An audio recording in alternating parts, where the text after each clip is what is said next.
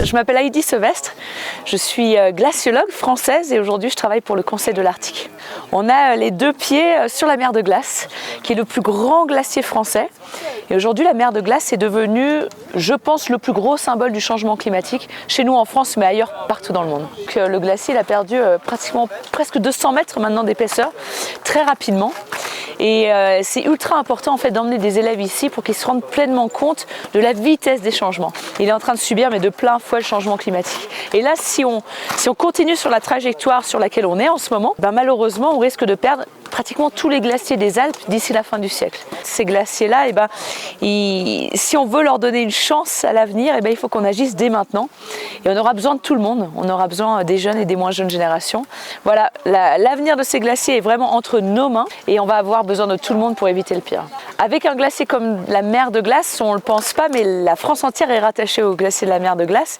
Il faut savoir que l'eau de fonte de la mer de glace pendant l'été, elle va dans la rivière du Rhône. Le Rhône, première rivière de France qui commence en Suisse.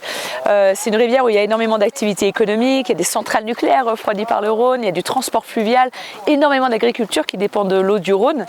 Et aujourd'hui, s'il n'y a plus de glaciers qui approvisionnent le Rhône, c'est 40% du débit en moins pendant l'été. Et donc, c'est pas que la région Rhône-Alpes-Auvergne qui va subir ça, en fait, c'est le reste du pays qui va souffrir des souffrances qui risquent de se passer à cause de la disparition des glaciers. Que l'on habite à La Rochelle, à Paris ou ailleurs, finalement, on est tous connectés à ces glaciers et on peut tous faire quelque chose pour eux aussi. On peut tous éviter le pire, on peut tous œuvrer pour rester sous les 1,5 degrés. Et c'est vraiment la seule façon avec laquelle on pourra préserver les glaciers. C'est si on arrive à réduire le plus vite possible notre consommation d'énergie fossile et si on arrive à rester sous les 1,5 degrés d'augmentation de température. Je suis hyper enthousiaste quand je vois ce qui se passe au niveau des entreprises. Là, on a des leviers d'action super rapides. On a des entreprises qui s'éduquent sur le sujet du changement climatique. On a des entreprises qui passent à l'action.